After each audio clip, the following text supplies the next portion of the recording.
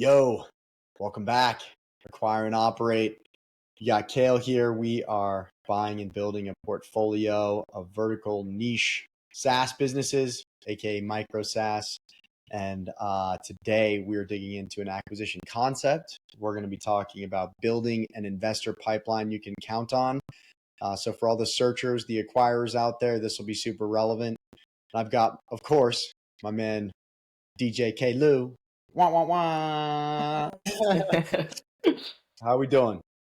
I'm doing amazing. It's nice out. Summer's finally here. This week has been a little bit of a doozy with just a lot of the technical things coming up, but I'm feeling really good to record this call, man. I think this conversation is very relevant for what we have going on as a portfolio overall. So it's always good to never get stuck down in the weeds with one portco. Always get a chance to extrapolate out and identify what are some strategies we can execute across the entire portfolio. So I'm excited for this call. No doubt, no doubt. And so in terms of a table of contents, we're going to talk about the scenario you want to avoid. We're going to talk about the most important questions to ask a silent micro SaaS acquisition investor. It's a mouthful, so we'll obviously explain what we mean there. And then we'll zoom out and look at a more robust version of just the areas that you want to lean into with any investor.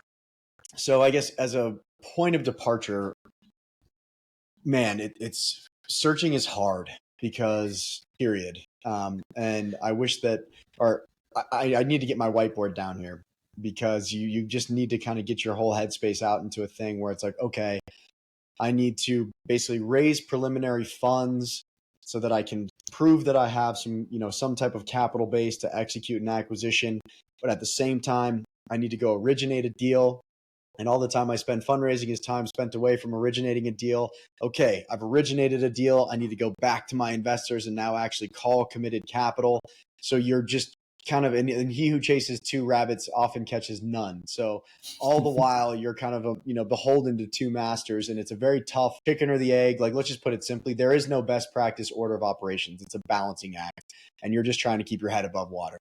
So if I sound a little ragged, it's because I am in the thick of that. He is in the thick of splitting atoms.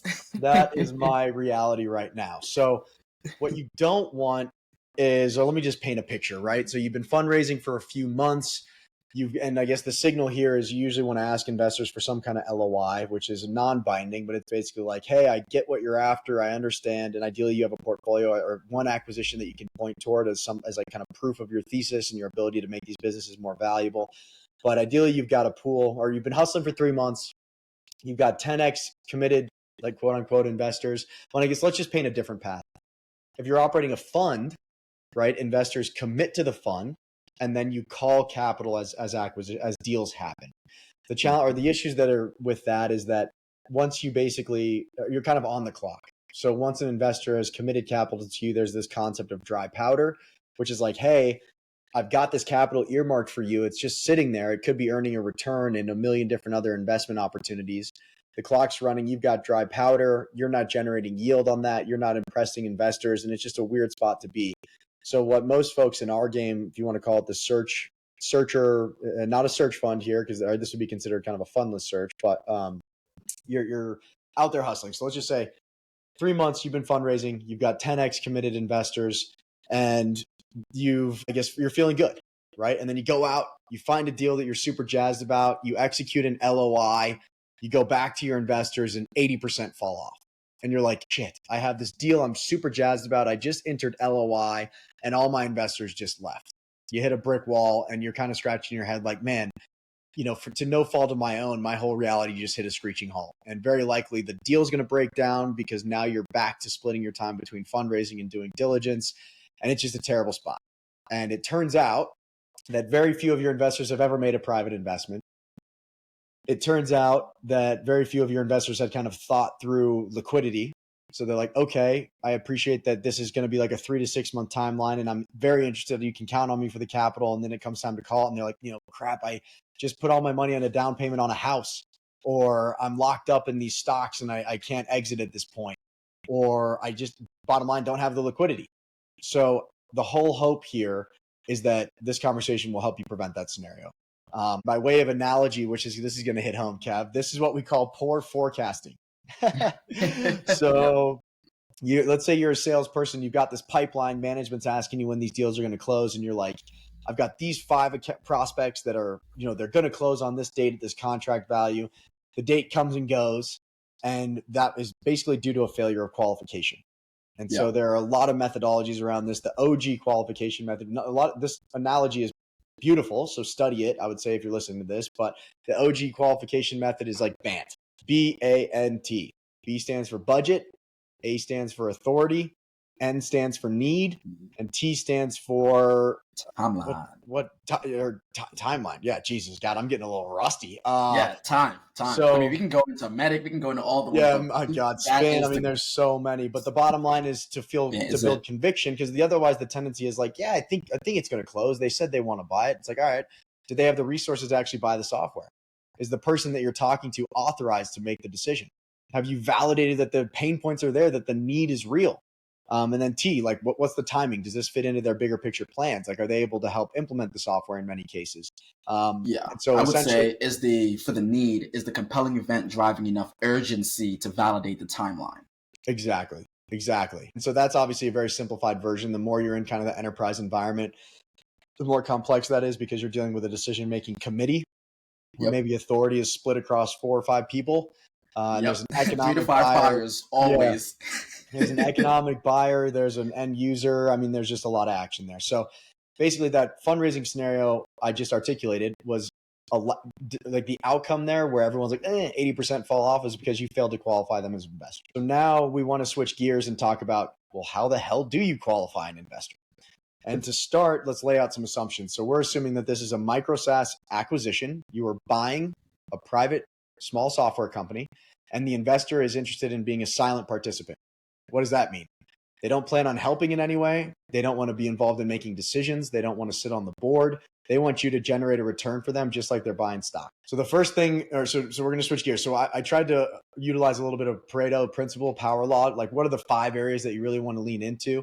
The first one is, and now we're kind of pretending that there's an investor on the other side of the table with us. So one really good question is, what is your typical investment size, and what stage of businesses do you typically focus on? So here you're trying to size up the investor's financial capacity and their familiarity with business stages. So the person on the other side could say, yeah, I write 50K checks to pre-seed investments. And it's like, okay, this is very different. The 50K check size is probably good, but we're talking about like a revenue generating product in market, tons of users, et cetera. So you want to make sure that you're kind of aligned, or at least you're feeling out their level of experience making private investments, which are alternative investments, right? And I would say that in our context, a fair share, probably at least 30% are like, I've never invested in something like this. Maybe if they're really financially secure, they have a few investments in a private equity fund because they want their portfolio to have exposure to alternative assets, and private equity sits underneath alternative investments. But we're trying to feel out, do you have any experience doing what we're talking about right now?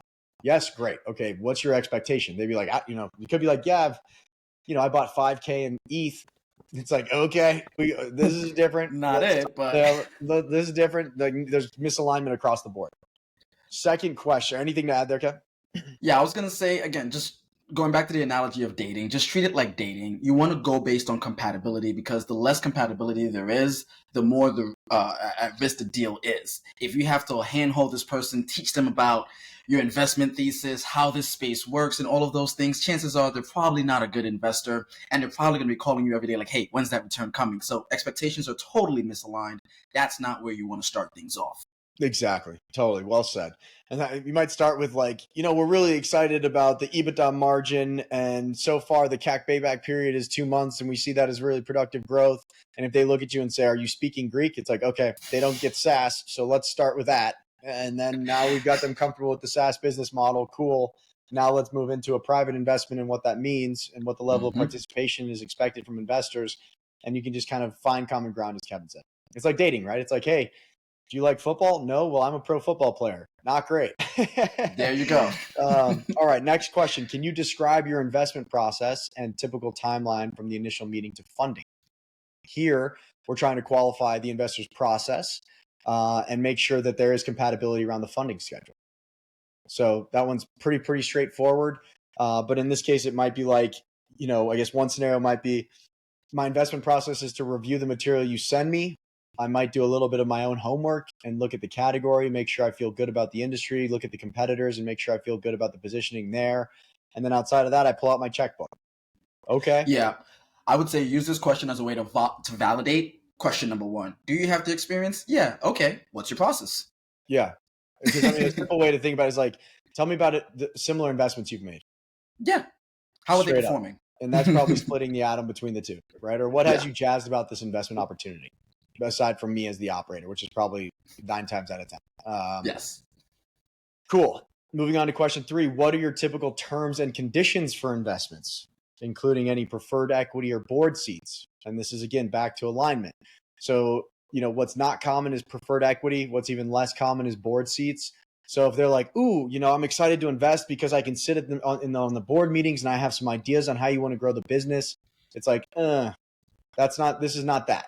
But there are investments like that. That's more of kind of seed, like venture angel investing, and they can scratch that itch elsewhere. But this is not a silent investment role in a micro SaaS acquisition. And that can tend to slow things down, like introduce more red tape and due diligence when you start to introduce those additional factors and opinions in micro SaaS. Totally. And then now we're reaching ahead, and there's a decent amount of overlap in these questions, but hopefully you're starting to get the gist of the stuff that you want to cover. What is your track record with alternative investments or passive investments, and can you share some success stories? And so the sequencing of these questions could use some love. Like that might be one that you want to start with. But ideally, they're like, yeah, well, I've invested in a few search entrepreneurs. Those have gone very well. I've got some investments in some venture funds, and I've got an investment in a buyout fund.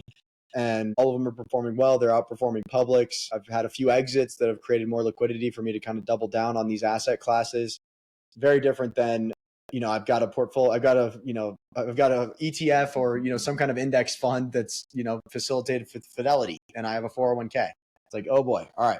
Different can of worms. But not least, what are your return expectations? And do you have a preferred exit strategy and timeline?